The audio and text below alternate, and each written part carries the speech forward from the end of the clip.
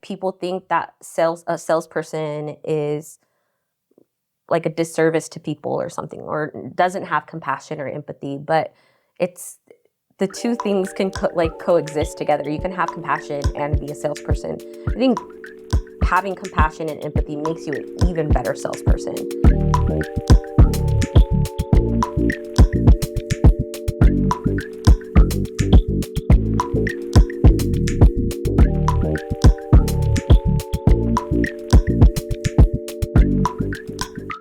Good afternoon and welcome back to the Same Business, Different Day podcast. I'm your host, Zeke Corley, here in Vista, and it's the springtime and it's looking beautiful. And you'll see what my guest is wearing today. She's got on these spring colors, so we know we're celebrating it. We know we're feeling it, and sorry to all you guys that don't have such weather like ours, but this is Vista, which is the moniker, is the climatic wonderland. Basically 78 degrees average year round. So if you haven't been, come visit.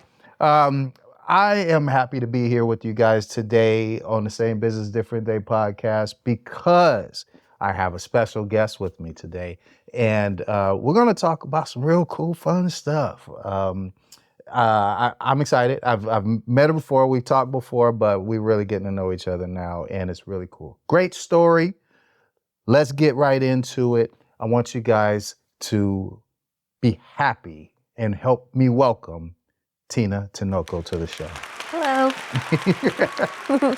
Thank you. Back it up. Back up what I said. Give me the energy. No, I'm just kidding. I'm so really glad for you to be here. Yes, thank you. And you, like I was telling them, guys, you have such a great story, but it's a journey though, still. Yes. You know what I'm saying? Even in your few years alive, you have gone through a lot and you're doing a lot right now. And I'm really happy for you. I really am. You know, the story is amazing. So let's get into it. But we got to start from the beginning because that's what we do, yes. Right? We got to talk about the whole journey. But first, you know what? We already got it. Let's celebrate. Let's cheers. Make sure. Yeah, cheers. All right, Tina. Where are you born? Where are you from? So I was born in Madisonville, Kentucky. Okay. Yeah. I know Louisville. How far is it from Louisville? I have no idea. Okay. I was only out there for like a month. Okay. And my parents, we moved back to Texas where we're from. What were they doing out there? In Kentucky first? So my dad was a drug dealer. Okay. So he was out there. The story got good already. He was out there, trying to make money. Yeah. And my mom was pregnant and she was back in Texas, but, she missed him. So even though she shouldn't have gone out there so like close to labor, she did. And she ended up having me out there. Okay. She missed him or she was just trying to find out what he was up to? She was trying to figure out what he was up to. But she tells me she missed him. Because that's a nicer story. Yeah. Is he still around? Your dad still around? No, my dad passed away. Okay, yeah. Okay. We're not incriminating him or anything. No. All right. God bless though. So yeah, but then we're from Texas. Our family's from Texas, so we went back there. And at some point, my dad got in trouble with the law, and he ran away from his warrant, and we moved out here to California. So he brought the whole family with him from Texas to California to get away from the warrant. Yeah, when I was like in second grade. Okay. Yeah. Did he change his ways when he got here? No. Okay. No way. Yeah. My dad never worked like a real job ever in his life. In his life? Mm-mm. Interesting. So that means that he was either raised this way or he was influenced by people around him. So my dad actually, his family, he comes from like a family of like 8 brothers and 1 sister. Mm-hmm. And his parents both died by the time he was 13. So he kind of, raised himself, and that was like, how he figured out how to make money and take care of himself. Sure. Yeah. Okay, so then what age were you when the family moved from Texas? I was about 7 or 8. Okay. Yeah. Any siblings? I'm the oldest of 5. You're the oldest? Yes. Okay, so at 7... At that time, I only had 1 little sister. She was about a year old. So she didn't remember. Do you remember Texas at all? Yeah, oh yeah. Okay. Yeah, and I remember that I wanted to move away You didn't like Texas? I hated it. Oh, I why? hated it. The town we were from was a very small town. Mhm. There's only one set of streetlights. The nearest McDonald's was like 30 miles away. You remember the I drives to remembered that. McDonald's. Yeah. Like when we went to McDonald's, it's like what kids feel now going to like Chuck E. Cheese. You Mhm. know, I Yeah, was yeah. like, McDonald's. Right, Yeah. right. But why is it taking so long? Yeah. And you know, it was a very small town, Mhm. and I always like just dreamed of like more, bigger things, more. I used to like imagine myself like living in New York, which is weird. I've never even been there, but when I was a kid, You see it on TV? yeah, and I think to me that was like, this is where I want to be. This is what like success is, and this is like Okay. what I want to do. And I didn't know what it was, but I like saw myself living in New York with a briefcase. Okay. Okay. Yeah, So so you I probably always caught just some of that energy, like you felt like, because that's what I people tell watched me a all lot the of time. TV. Uh-huh. Yeah. Well, So I mean, it's a lot of people learn language through television, yeah, right? And it can be the same with just culture or business. You know, you can see things through the television and go, I want to be there, or I want to be that. mm-hmm. You know. So, was there any specific profession carrying this briefcase? No, I didn't know what it was that I wanted to do. I just knew that I wanted to be professional. You Yeah, know, yeah. Was your I was mom a professional at all? no, Yeah. mm-mm. Okay. Nobody in my family at that time. So you saw it just from the outside influence. Like, Yeah, yeah. definitely. Interesting. Yeah. Okay, so you just knew you wanted to be professional. At what point did you ever think of what profession that might be, or did you? You know, when I was in middle school, high school, I really wanted to be a lawyer. Okay. Is what I wanted to do. Okay. Because I'm really good at arguing. I don't doubt that. Yeah. Based on your current situation and that your husband is still doing what he's doing while you're doing what you're doing, it's like, okay, you have definitely figured out a way to tell him where he needs to be. Yeah, I always win. So I was like, you know what? I need to be a lawyer. You know that you jinx yourself when you say I always win, right? You don't care No. because you're a winner. Yes. I haven't jinxed myself yet. That's so. it. That's it. I love it. I love it. Okay. So you moved to California. What age is that? Would you say 8, 9? Mm-hmm. Okay. Like second grade. Okay. Yeah. And And then once I was out here, I felt like I was living like a movie star. Like I was like, we have those we didn't have a swimming pool. We lived in apartments that had a swimming pool. Okay. It was green. Yeah. You know, we rollerbladed every Yeah, more day. street lights. Yeah. I Yeah. was like, this is amazing. In Texas, I had to stay inside because it was too hot, you know? So it was like, stay inside, drink water. Right. Out here, I was having fun, living life. It was What city awesome. were you in? I was here in Vista. Okay. Yeah. Yeah. When I first moved out here, we lived here in Vista off Sycamore. Okay. Mm-hmm. What was Vista like back then? I feel like it was very similar to what it is now. I mean, it wasn't as like we didn't have the downtown area and everything like that. Mm-hmm. But I feel like it was a very similar area, very, I don't know, Vista's home. Was it easy to make friends? Yeah. Okay. First day of school, like that. Yeah. Vista's so friendly. Everybody's so nice. It's very, you know, there's a lot of different types of people. Mm-hmm. It's very diverse. Yeah, think in North Texas, County in it wasn't general. like that. Okay. Everybody I went to school with was Mexican and maybe a few white people. Okay. Here, I had all different types of friends. It was really cool. I loved it. That's awesome. Yeah. That's good. I mean, you know, you never know. You know, some people, I've heard people talk about this as like farmland, or it's actually slower than where they came from or whatever. But this was, for you, it was like an upgrade. Yes. For sure. Yeah. Yeah. For me, like Vista was, you know, 10, 15 years ahead of Texas. Mm-hmm. I used to just like play with dirt and catch like lizards there. And here I was rollerblading, playing pogs. Like, you know, it's different. That's awesome. Mm-hmm. Okay, so then, but you still have your family unit together. Your dad, your parents are still together Right. and around, and then you know you're having siblings as Yes. well, and so you're living like a California life. Yes. Okay. Yeah. Awesome. And okay, so then how was school? How was how did you progress through your education? So school, I was always like in the GATE program, like gifted and talented program. I loved You go to school. debate classes. I mean, I loved and hated school. No, I feel like I loved school when I was younger, and then when I got in high school, I kind of didn't like it as much because I Really? didn't like the social aspect of it. What do you mean? Like having to be cool and cliques and stuff like that was like in high school, and I don't really like that. But I What do do you like feel like like the you? education part of school.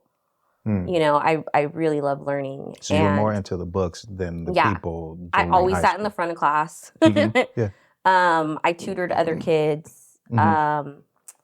You know, I remember like in grade school, there was a few times where I asked the teacher to like, you know, challenge me and give me problems, and I stayed in recess to do these problems because I was so excited about it.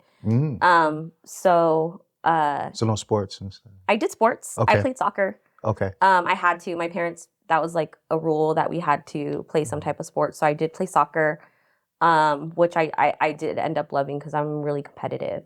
So No. yeah. So that was a lot of fun. I Yeah. played all the way up until like I think like 8th or 9th grade. Okay. All Yeah. of this in Vista? Vista, and then we lived also in San Marcos. At some point we moved to San Marcos. Okay. Yeah. And moving schools, bouncing around like that didn't bother you? No. Okay. I mean, because then you're losing friends, or you have to go make new friends. From Vista to San Marcos, so when I was here in Vista, I actually went to school in San Marcos. Okay. I'm not, you know, maybe zoning or whatever, but I went to a school in San Marcos. So when we did move to San Marcos, and I continued to go to school and high school there, I already knew everybody, so it wasn't too bad. Yeah. And then, you know, my parents did split up around that time. Okay. And we ended up moving to Escondido. And I did have to switch schools in high school to Escondido. That was a little harder to do than... Because you're getting of age. Yeah, it's harder to make friends at that time. It did take me like probably a good like 4 or 5 months before I really made friends, I think. But because I, you know, didn't like the cliques and stuff like that in high school, I was okay with kind of being a loner for those few months. Yeah. Yeah. I'm kind of the same way. I mean, we moved a lot though.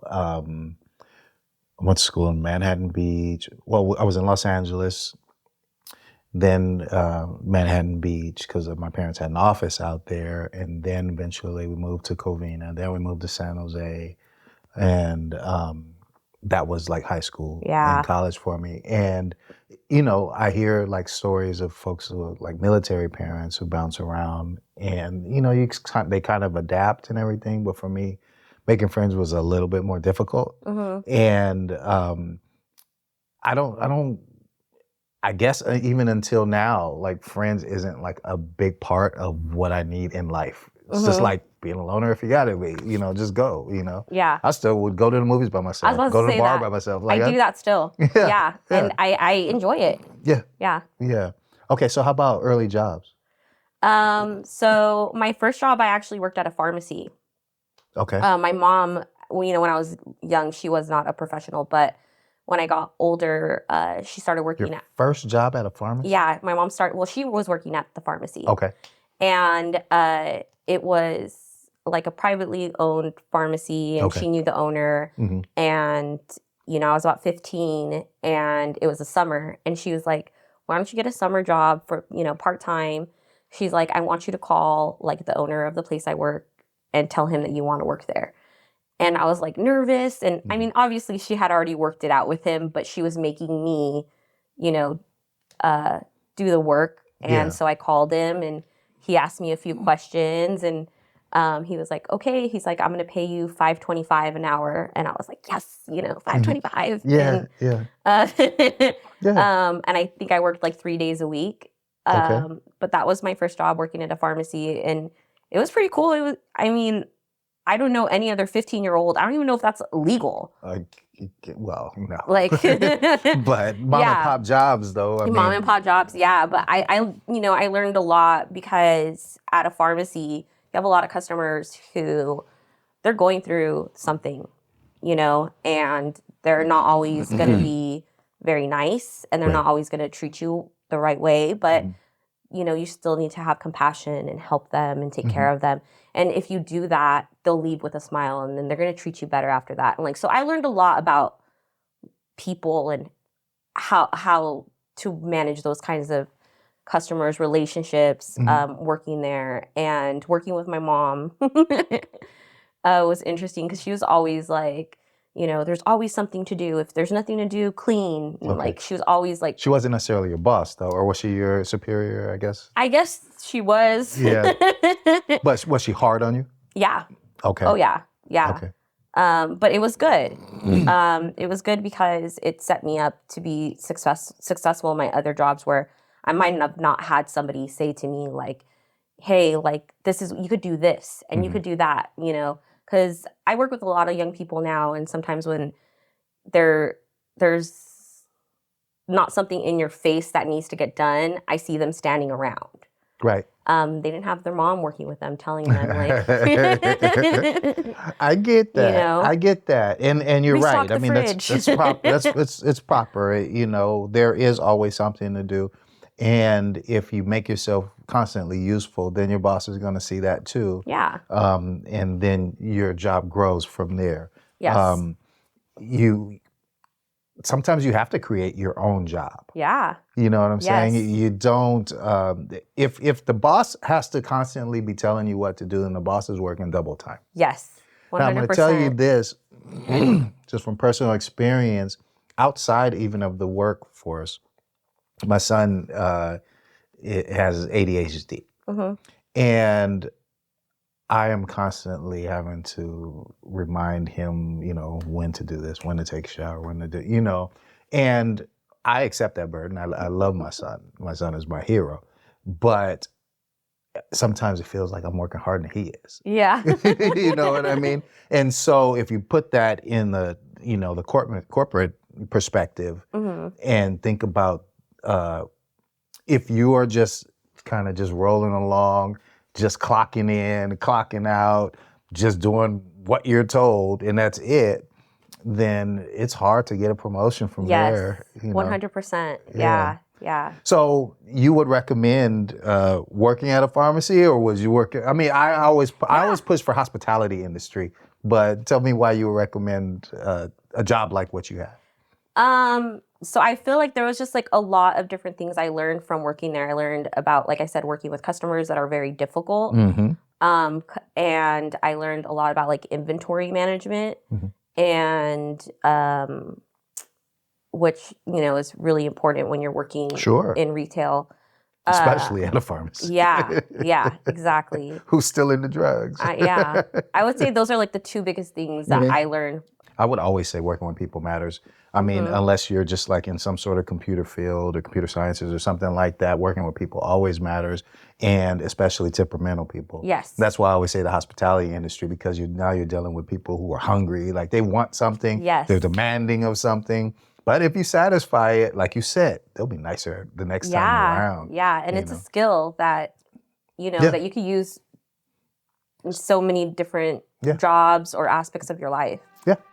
Join us, Couples Unfiltered, the podcast where we have intricate conversations with very interesting couples from all walks of life. We delve into the profound difficulties these couples have faced and how they've overcome despite. These are genuine couples with genuine stories, and we're so excited to be able to share their wealth of knowledge with you. That's Couples Unfiltered. Listen wherever you get your podcasts.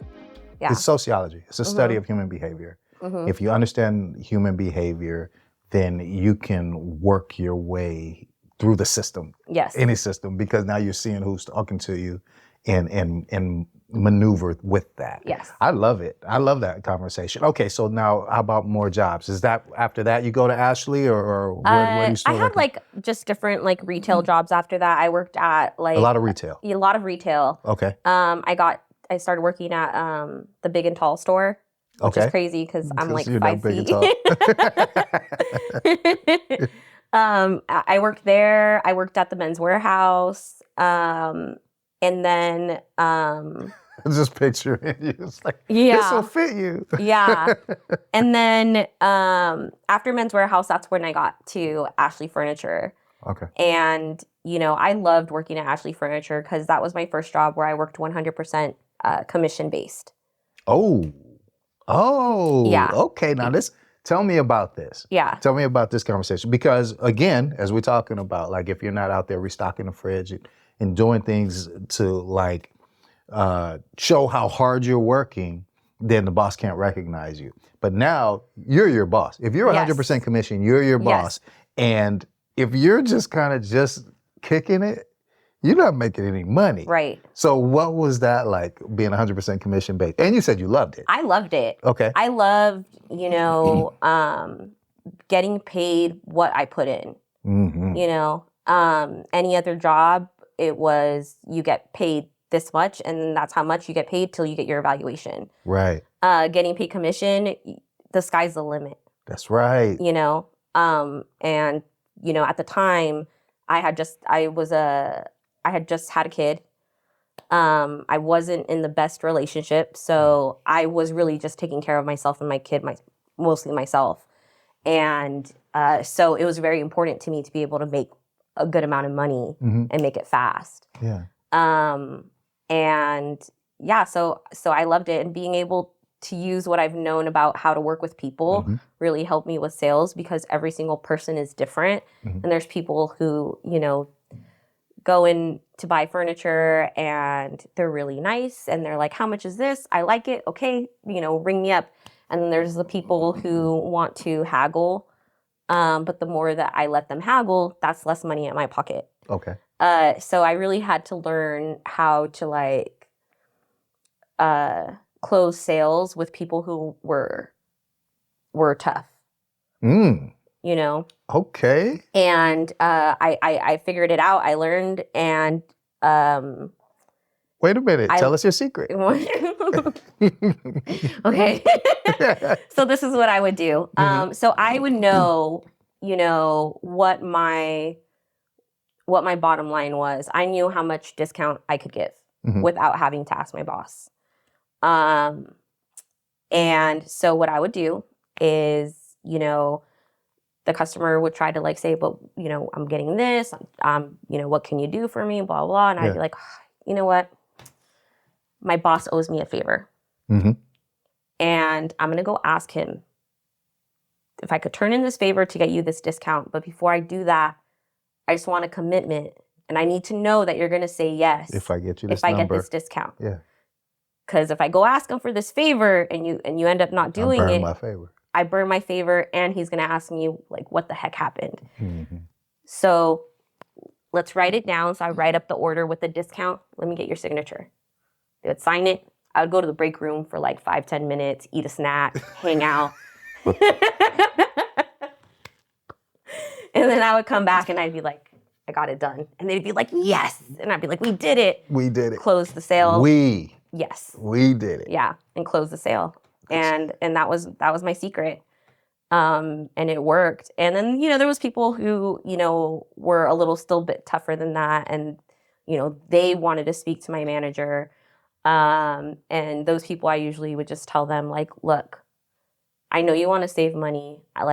I'm doing the best I can for you. I'm trying to make money. And if I could give you that discount so I could close the sale and put money in my pocket, I would do it. But I can't. This is the lowest I could do. I'm doing the best for you. And they'd be like, oh, all right, okay. And I would close the sale. So Sales 101 with Tina Tonoco, everybody. You're welcome, everybody. I absolutely love it. Nobody's actually gone through the whole the sales process. Okay, so that gives me an idea of what kind of salesperson you are. Yeah. Because I taught sales, and there are many different techniques, right? Yes. There are many different people. Some are way more empathetic, and some are more aggressive, right? Yeah. There's some that are just a greeter, and just like me for my personality, I'm gonna keep telling you jokes until you buy something and you want to come back and see me, and or you close and then you're asking for referrals, and then you kind of just live off of referrals. There's a lot of different types of salespeople, but I love the type of salesperson you are. That's dope. you had a method. Yes. You had a method, but you also understood people. Yeah. Me, it was a lot like that, but it was more of a, again, the sociology experiment. It's kind of like, I may have said this on the show before. I know it sounds crazy when I say it. It's the way we used to learn in high school and stuff, how to talk to girls was, you could tell by the way she walked or the types of things that she said told you the types of things that she wanted to hear. Yeah. You know? Yeah. And so the conversation comes out of the study of the movement and Yes. the conversation starts with her. You're just kind of listening. Yes. It always comes with listening. And so that's what we call in the sales process, the probe. So in the probe, which is step 3 in the sales process, and at least in my my 5 steps, is you're gathering information, and then steps 4 and 5 is just feeding it back to them. Yes. Yeah. Yeah. Yeah. Yeah. And we're doing this because you said that's what you said That's what you wanted. said you wanted. I like you. Yeah. You're cool. Nah, that's great stuff. That's good sales. Yeah, I just working there. I love sales. I was like, this is. But a lot of people don't. You understand that, I right? know that. Okay. That's why I'm like, I love it because I know a lot of people don't like it. I know Yeah. a lot of people don't like. A lot of people see it as, they see it as like the old school, like old used car salesman who's like lying and tricking you. Yeah. And that's not what it Manipulation is. and- It's not what it is. And this is something like I constantly have to talk to my team about. And I'm like, when you're asking questions, when you're suggesting new items, when you're showing them things that they didn't come in here for, you're not tricking them. Everybody, they're an adult. They know how much money they have. They can say no. You're not forcing them. Yeah. But it's not a Las Vegas casino. yeah, but you're offering them solutions to problems maybe that they didn't know they had. And I don't know how many times as a consumer I have left somewhere and I'm like, dang, I'm so glad that salesperson showed me this and I bought this. Yeah. You know? Yeah. It's about solutions and helping people. And sometimes, people, need to, what I said earlier, that just made that person feel really good about their purchase. Right.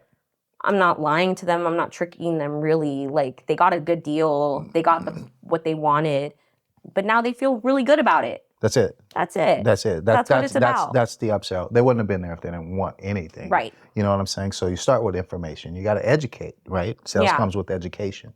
And so if you're educating and giving them an opportunity to say, hey, you're right. I would like that as well. You know, that you want them to leave happy. I mean, who the heck wants somebody to leave like regretting their sale like, in their car, beating the steering wheel? I want them to be happy. Yeah. I want them to come back. To buy, they got living room set this time. When you're ready for your dining room set, I want you to come back, see me. Yeah. Your friend needs furniture. I hope you tell them my name. Yeah. Like, of course I want them to be happy. Yeah. Nah. Yeah. So, Great answer. yeah, I think a lot of people just struggle with, they think they're somehow like taking money from people. You're not. No. They're choosing to say yes. So I learned in the hospitality industry, it was actually a spaghetti factory where I made a good amount of money as a server. And that's the first time I was taught the upsell. It's like, why not add meatballs to that? I mean, come on now. You know what I mean? Like, it's, why wouldn't they want that? You got meatballs? Yeah. You know what I'm saying? And then, they're all in on that. So that was, the upsell goes on and on throughout any sales business. But again, we understand not everybody's a salesperson, but get good people, salespeople like Tina Tonoco on your team. I recommend it. I highly recommend it. Okay, after Ashley, that's I really do appreciate you saying you were 100% commission. Yes. Because not a lot of people could even fathom that. Like, well, how am I going to survive? How am I going to pay the bills? Hustle. Yeah, and you're going to actually be making way more money than you would have if you were just relying on because hourly. There were weeks that I didn't make money, but last week I did. Yeah. Yeah. And next week it's going to be double because I got to make up for last week. Yes. Yeah. Yeah, that's awesome. Okay, other jobs. So I have, you went from Ashley, you worked at another clothing store after that. So after Ashley, I actually stopped. I didn't work for a few years. I took some time off to at that time, my son was in kindergarten. Okay. And I took about 3 years off of work to homeschool him. Homeschooling. hmm Wow. I homeschooled him all the way up until, like, even after those first 3 years, I was just dedicated 100% homeschooling. And then after those 3 years, I got a part-time job at Aunt Taylor Loft. Ann Taylor, that's what I Mhm. remember. That's what I remember. Okay, but no, the 3 years of homeschooling, though, that's important. Those are Yeah. crucial times Yeah. that you actually got in there and got involved with him and his education. Yes. Yeah. And are you glad that you did? Oh, yeah. Yeah. My son is so smart. Yeah. And he's But you also create a bond with him. yeah, and we're very close, Mhm. and he's very independent, Okay. which I'm very proud of. Beautiful. Yeah, he's How about this? Just real quick, the decision to homeschool versus public or private school. Yeah. Like we tried where regular does that come school. with? We Okay. tried regular school, but I started getting calls from his teacher Mhm. and principal. He was getting in trouble. He was distracting other kids, acting like a dinosaur. Like, Mhm. he was not interested in what he was learning in school because he was a little bit ahead of what they were trying to teach. So he was He was bored. bored. And so I kind of just got tired of just going back and forth with the school and trying to explain that to them because they were telling me he was behind. Mhm. And I was like, there's just no way. Yeah, he knows everything you guys are talking Yeah. about. He's Like, just he not teaches talking to me you about it. things. Yeah. So I put him into homeschool, and That's a tough decision for a mom. That's why I went back to it. I want to make sure that that's Yeah. clear. You know what I'm saying? Yeah. Hustler or not, you were like, I'm going to take this time yeah, to help my son with his Yeah. growth yeah, and his he's only going to education. be this age, Mhm. this one time. Like, it's Yeah. so important for like those first fundamental Formative years. years, yeah. Where you're learning the numbers, grammar, reading, Yeah. simple math. It just sets you up for everything else. Yeah. So yeah, I took the time off to do that. What was it like putting him back into school? So when he started going back to school, he kind of was in a program where he did like half homeschool, half school. Okay, so you transitioned. Yeah. Mhm. And he went to school for like what they call like enrichment classes. So Okay. it was like science, where they could do like labs and stuff. Sure. And they had, supplies that I didn't really have at home. Yeah. And he can have like social interaction with other kids. Mhm. And then that was probably around like, I homeschooled him all the way up until like 5th grade, and then 6th, along with my job. And then like 6th, 7th grade, he started kind of going to school like more frequently. But even then he went like, I think it was only 3 days a week. Did he lose anything socially? Was he a loner like you? He can be, but he's also like, the other night he didn't even come home because he was with his friends all night. So regular, 19-year-old. But he can be alone and be good. Yeah. Yeah, but he's not weird. No, I don't think I was asking that. Was I asking that? He's not, he knows how to make friends. He's very social. What's his name? His name is Xavier. Xavier, I was not calling you weird. I did not say you were weird. He works at Petco. That's awesome. Yeah. Beautiful. I love it. Okay. Now, you got into, after this, you get into one of my favorite professions, and I spent some time in, you got into music promotions. Yes. Yeah. Yeah. Now, I mean, only hustlers belong there. Yes. So what were you doing? How'd you get there? I don't. All this retail. And then Yeah. you go, So I'm a big fan of reggae music. okay. I love same. reggae music. Mhm. And my husband and I, back when we started dating, we used to go to a lot of shows together. Okay. And, going to the shows all the time, you start seeing certain people that are also going all the time, and you make friends and connections. And there was this girl who had a street team. It was called SoCal Street Team. Yeah. I didn't even know street teams still existed. They still exist. That's crazy. Yeah. I mean, the original street team started when I was in the industry. But putting the stickers on the flagpoles and all that stuff. Yeah. And so I joined the street team. Mhm. And, But that's like a little hustle. That's like a little side job, right? Yeah, it was like a little side job. Cash. But then my husband and I both did it. Uh-huh. And it got to a point where we were known for what we did. And this one guy who had his own company for like booking, managing bands, he reached out to us and he was like, I want to start my own street team. And I want you guys to run it, and I want you to run my social media. And so I said, okay. Yeah. And I started doing that, but then we didn't always see eye to eye, me and him. And so I kind of started doing my own thing. And I started, booking music for Rookies in Oceanside. Okay. I started booking reggae shows for them. I started running their online social media page, their website. And then I started promoting my own events and having like my own team promote my events that I was having at Rookies. And then also Inland Tavern, which is now Shores. Okay. Yeah, so I would do that. I'm familiar with Shores. I'm trying to think of what Shores is. Inland Tavern. It used to be Penny Lane. Okay. They've gone through a few new name changes. They're in San Marcos. Okay. Yeah. So I started doing that instead. And when I was doing the other guy's street team, I also would interview bands, which is something I've never done before. Okay. So I did like a few like interviews. And that's good for promo for them. Right? Yeah. Which was different. I've never done it. I like went online and I was like, what do you ask people? Like, yeah. And so that was really cool and very interesting. I like to do anything that like is different, challenging, gets me out of my comfort zone. That's it. Makes me uncomfortable and nervous. I love that feeling. You thrive off that energy. Yes, yeah. That's wonderful. And doing those interviews made me really, really nervous. Yeah. Yeah, even though I'm asking them the questions, I feel like I was probably more nervous than they were.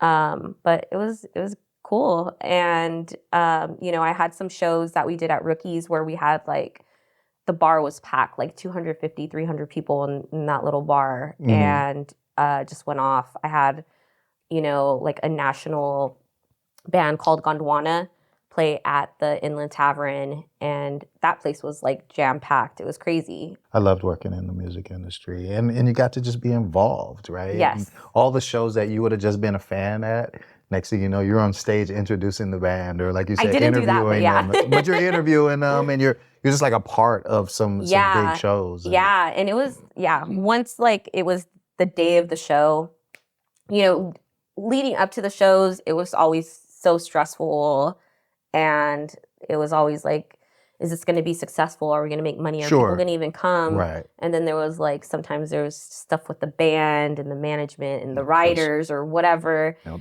And, but when we got to the day where the show finally happened and the band was on stage and everybody's like enjoying it, oh my gosh, that would feel so amazing. Yeah. I was like, wow. Yeah. We did this.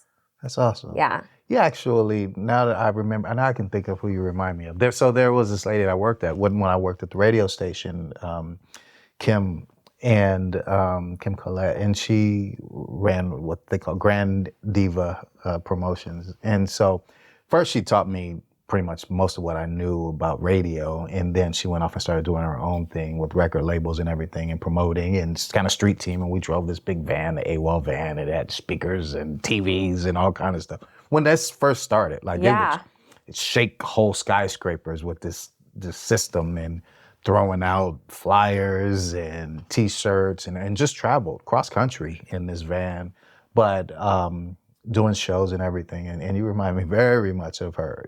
She just had that hustle and that grind. And so that's great. Congratulations. So you got into that, and then you start bud tending? Yeah. So I mean, does that translate just from being in the reggae vibe? It actually did. So when we were doing promoting, one of the things we did was we would go to dispensaries and say like, hey, we have these posters to these events that we're doing. Can we hang them up in your dispensary? And or, just tattoo everywhere. Okay. And so doing that, we get to meet a lot of like business owners, managers of these businesses. And a lot of them we end up making friends with and being cool with. And there was one guy, his name was JP, and he was a manager of a dispensary here in Vista. And we became friends. Yeah. And my husband and I used to go out with him and his girlfriend to different reggae concerts. Yeah. And, my husband told me that he had pitched to JP like, hey, my wife like really loves cannabis. She's a great salesperson. You should hire her for your dispensary. And he said that JP told him, this is not sales. This is not retail. We're dealing with compassion. So like, I don't think it's a right fit. And I like, keep in mind, I didn't ask for this job or anything. My husband was just like, hey. Yeah. He can't sell it as good as you can. Yeah. And what ended up happening though was at some point, JP needed help really bad and very quickly. And he called my husband and he was like, hey, is your wife available to work tomorrow? Yeah. And my husband had him on speakerphone. We were in the car and he like looked at me, and I was off of my regular job the next 2 days. So I was like, yeah, I'm available. Yeah. And so he's like, okay, come in, you're going to be there from like 8 to 4 o'clock. And I said, okay. So I showed up, and JP was not there. It was a different guy that was there. And he was like, okay, that girl over there is going to train you. I got to go. Like, you guys are on your own, basically. Yeah. And the girl that was there, I was like, hi. I'm like, you're training me? She's like, I just started. She's like, I don't know what I'm doing either. And I was like, oh my gosh, this is crazy. Wow. But that was my first day. So and he really needed you. Yeah, it was pretty crazy. And after the day was over, the guy that was there in the morning, he had come back. And I guess he was the real manager. And he was like, I was like, so do you guys want me to come back tomorrow? Like, what's going on? He's like, yeah, come back tomorrow. Yeah. I'm like, okay. Yeah. And so I showed up the next day. The next day, my friend JP was working. And so he was like, so what do you think? He's like, do you want to work here? It was very like unorganized, weird. Sure. Yeah. Because I wanted the experience, at the time, dispensaries were getting raided all the time and shut down because I was a customer. So sometimes I'd be going to a dispensary and then it would be closed. So I'd have to find a different one. Sure. And so I knew that if I did take that job, I might be out of a job next month. Time, It's volatile. it's only a matter of time before I lose my job. Sure. And I had a stable job. I had a stable job, and I had just got a raise, and they had told me that they wanted to put me in line for another promotion. And so I was like, money or an experience. And so I talked to my husband and I was like, if you support this, like, I would really like to try to work here. I know I might not have a job, in a couple weeks, and it might put us in a weird position, but this is what I really want to do. And he's like, go for it. Love it. Look at you and I did, taking the leap. Yeah. Taking the leap. Okay, real quick, one more question before we get to the reveal. What do you think he meant by the difference between a sales position and a compassionate position? Just like what we were talking about earlier, people think that a salesperson is like a disservice to people or something, or doesn't have compassion or empathy. But it's the two things can coexist together. You can have compassion and be a salesperson. I think having compassion and empathy makes you an even better salesperson. So, I think that, after working with me, he quickly saw that I could do both, that I was both. Yeah, I was great at sales, but I'm going to take care of people too. That's why I wanted to have that experience, because, at the time, not only were like raids happening, but I was a cannabis consumer, but I had to hide it all the time.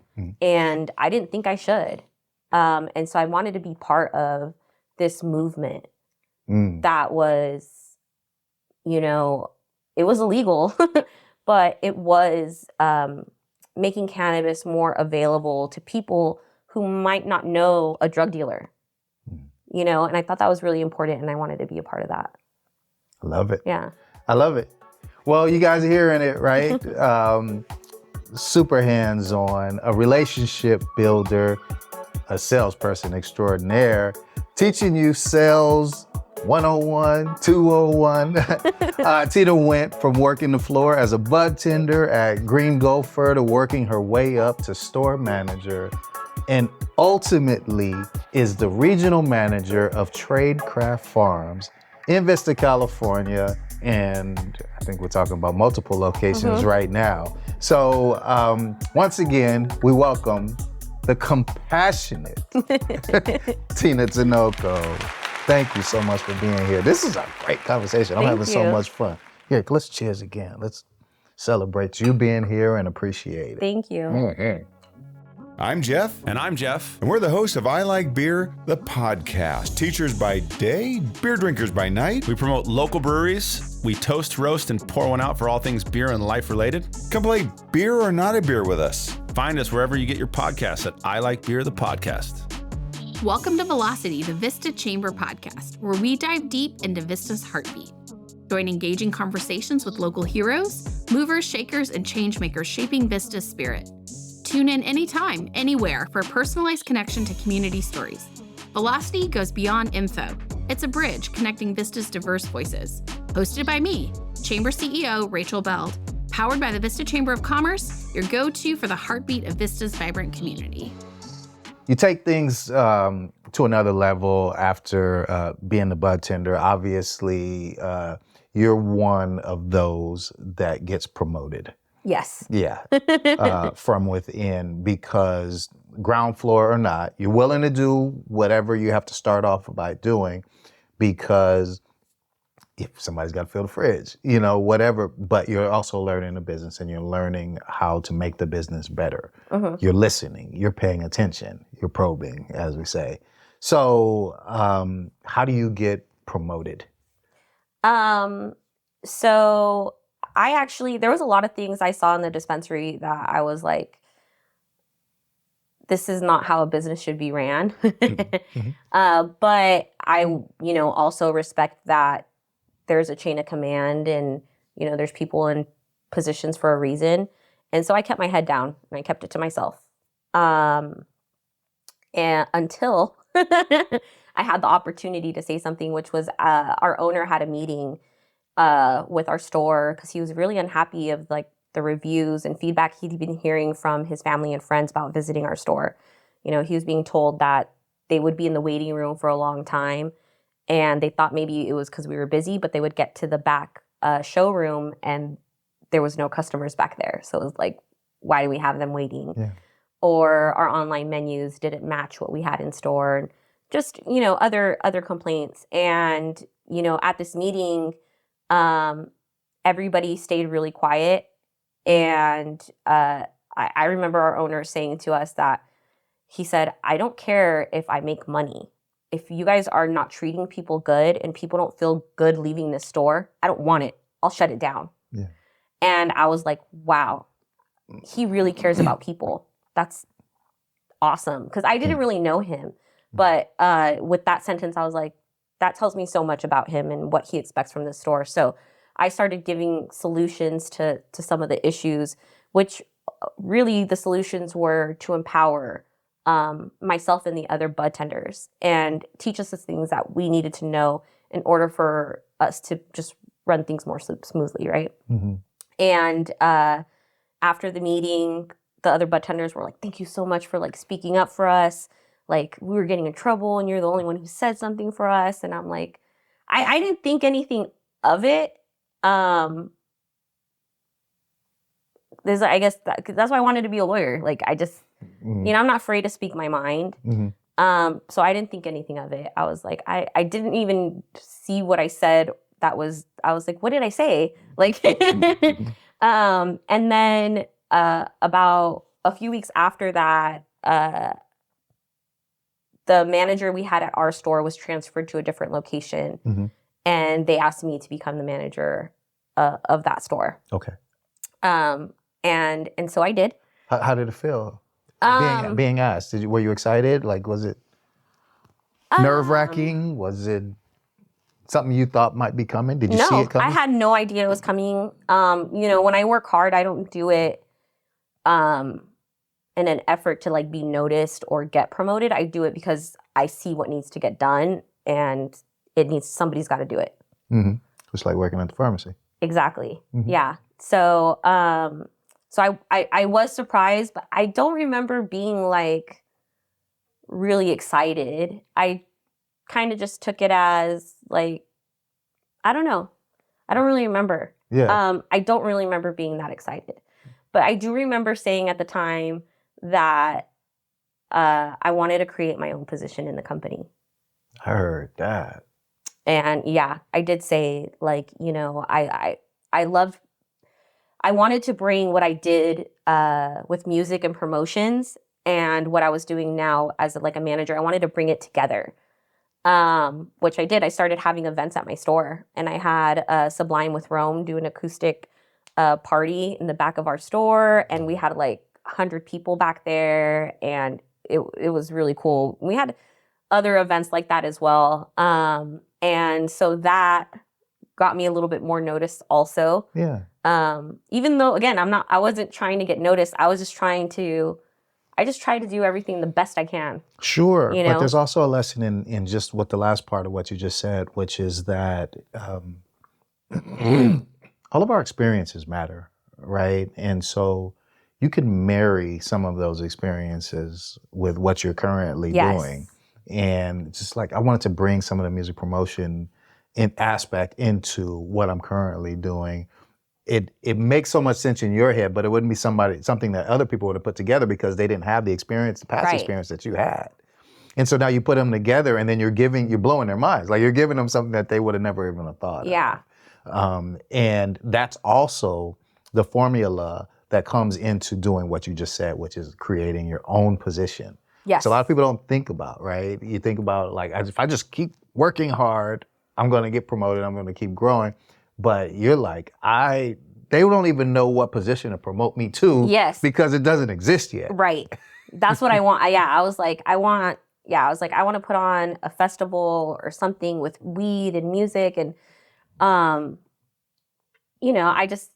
I really love music. I respect that. I do too. Yeah. And so I think I was a manager for about 10 months. Mm-hmm. And then my store got shut down. Okay.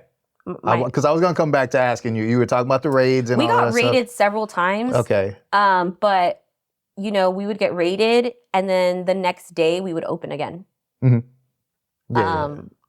Yeah. But this last time, our owners decided not to reopen. They decided too much of a headache, or yeah. They made an agreement where they let the city know, like, hey, we're going to close it down, because they wanted to be able to be up for licensing.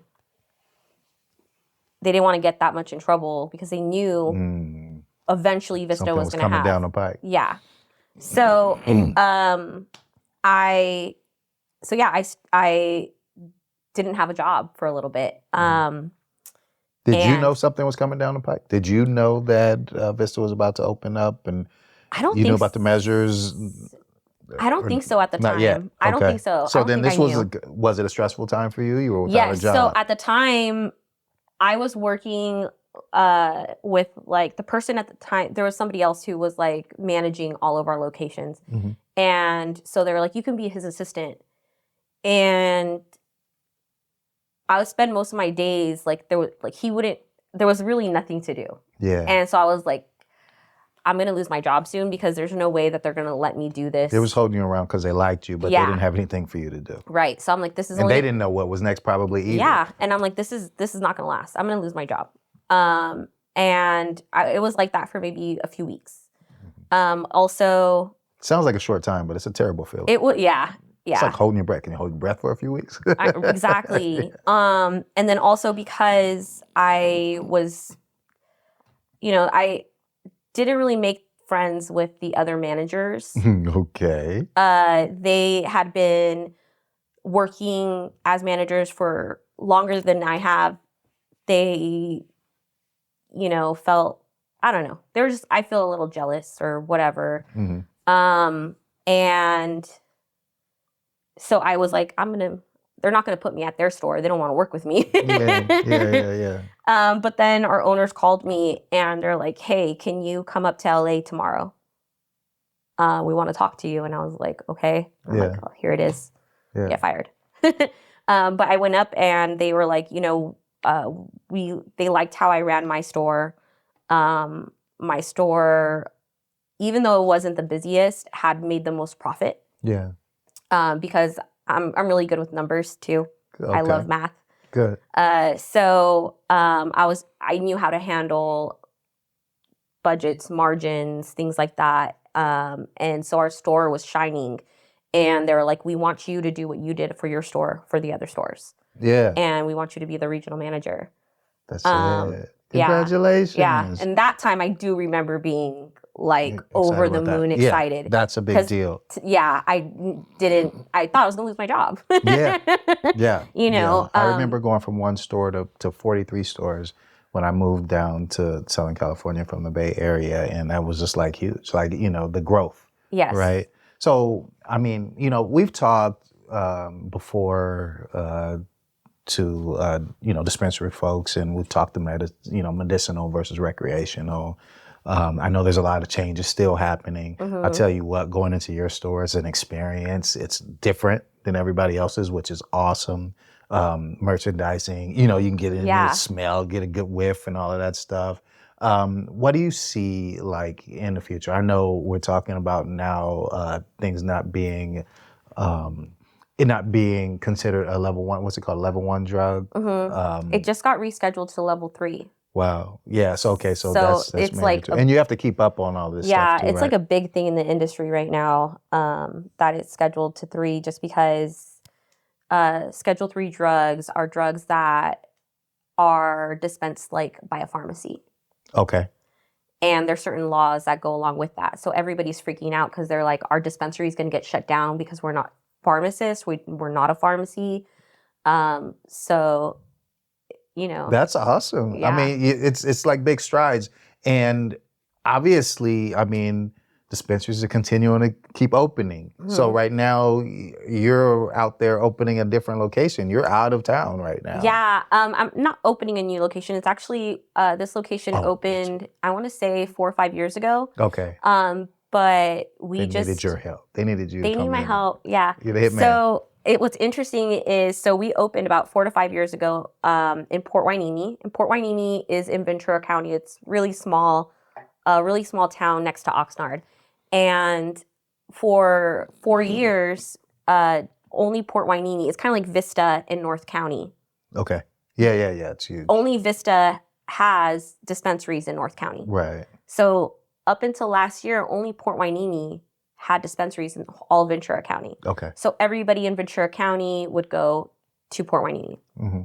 Within the last year, about, I think it's like 10 or 12 stores have opened in Oxnard and Ventura. Okay. Because now they're opened up. Yeah. And so that has made the market a lot more competitive. Mm-hmm. And our store has taken a huge hit.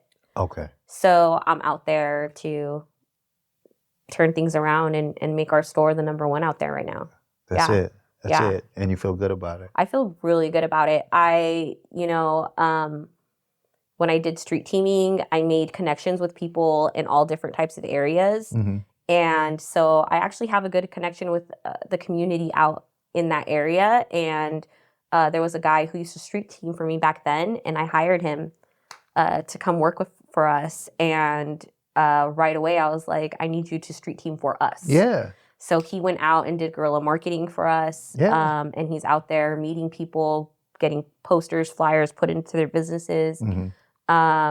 We're like sponsoring reggae shows, and we're going to have our table out there, like hooking people up with like goodies. They're giving us shout outs. All the bands are wearing our gear. That's it. Yeah. So, I'm out there using the stuff Making I a name. know. Yeah. Yeah. That's beautiful. You spoke about hiring, people, and I know that this is an industry where there's a lot of high turnover, and not just that, like people who just may become disinterested or using the product as opposed to like being involved in selling the product. Like, how do you manage having good employees, keeping your turnover low, having a good team? I don't know. Yeah.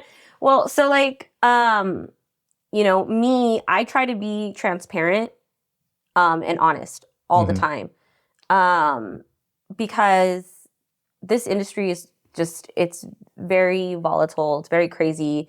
There's a lot of changes all the time. It takes a specific personality to be able to go through all the changes. Right. And be able to change things on the fly. It takes a special person. So it's really hard to find those people. But when we find them, I think like being transparent, honest, constant communication helps keep them. And then also I think I'm not a gatekeeper. I've always felt like, the more my team knows, that's only going to help me more. And then they're able to just be more valuable as an employee anywhere. Whether Right. they stay with me, go somewhere else, they have skills. That's right. Yeah. So I think that helps also. I'm always trying to teach people, like, what do you want to learn? I might not be able to give you that job, but I'll give you the skills so that when it comes available or the opportunity does happen, it's yours. That's You're right. ready. I love it.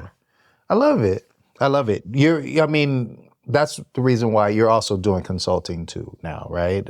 You have the ability to go out and work with other or whoever else needs some advice and help. Yeah. You can help them improve on the business that you're being honest with yourself about what you are able to do and what you're able to give. But at the same time, if they really want to turn their store around, you can help them with that. Oh, yeah. Yeah. Yeah. That's special. I really appreciate you being here. I Thank really you. appreciate the conversation. Me Tina. too. It's been great. No, I mean, heck, you taught me a lot. So, okay, I got one last question because I fielded some listener questions. Okay. There were some people who asked some questions. So, what don't people know that they should know about your industry? Ooh. So I would say what most people don't know about the cannabis industry is that nobody's making money right now. Okay.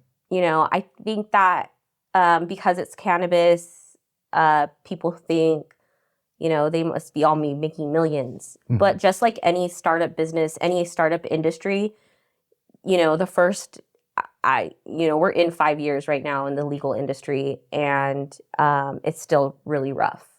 So I think that that's something that people don't know, is that every single business that's in cannabis right now, every single day they're fighting for their life to stay in it. Yeah. Yeah. And what's your prognosis to that? I mean, do you feel positive about the future? I feel positive about Tradecraft. Tradecraft Farms, our logo and our mascot is a honey badger. And the reason we picked that, and if you don't know about honey badgers, is that they're very fierce animals. And I've seen videos of like 3 cheetahs trying to take down a honey badger, and they can't because they're so fierce. And also, is like a science fact, they can maneuver within their own skin and move around to get out of things. And that is very true of Tradecraft. We're fierce, we're fighters, and we're able to maneuver to get ourselves out of things and stay in it. And that's something that is throughout our company and the people who work for us. Like, we all have that drive. We're all scrappy, I love it. Yeah. That's awesome. I can picture that. And I think I've seen that video too. Yeah. He got away. Yeah, he got away. He got away. And they left him alone as he was leaving too. Yeah. He was like, hey, we don't want to play with you no more. It's not worth it. Yeah. It's not even worth it. Okay, so where can they find you? How do we contact you? Not necessarily you in person, but Yeah. Tradecraft, and how do we reach out into Tradecraft? And I really recommend that you guys go see the site, at least the one in Vista for sure. Yeah. I know that one, but Well, I would say like Instagram. okay. We're big on social media on Instagram at Tradecraft Farms. We also have like our website where it's shop.tradecraftfarms.com. Mm-hmm. And there's like different submissions there if you have any questions you want to reach out to us or anything like that. Do you know the address off the top of your head in Vista? Our Vista address is 732 East Vista Way. Beautiful. Yeah. Beautiful. Well, thanks so much for being Yeah, here. thank you. This was a great conversation. I think we need to do it again. Okay. It's hard to get you here, but it was worth it. Yes, thank you. I really appreciate it. And we should shout out Joe Green for hooking Yes, us up. thank I wouldn't you, have met Joe. him without you. So thank you, Joe. You guys, Same Biz Pod, SAMEBIZPOD. Find us everywhere at A Different Day Radio. Thanks to Mateo. This was a really good conversation. And so I kept you a little bit longer than I expected, but it was well worth it to me. I hope it was for you. I hope it was for you guys as well. Thank you guys for tuning in. We really appreciate you. We love our audience. We love the information that we're giving you, and I hope it's all valuable and worth it to you. Thanks again to Tina Tonoco for being here. Tradecraft Farms. Check them out, and we'll see you guys again soon. Peace.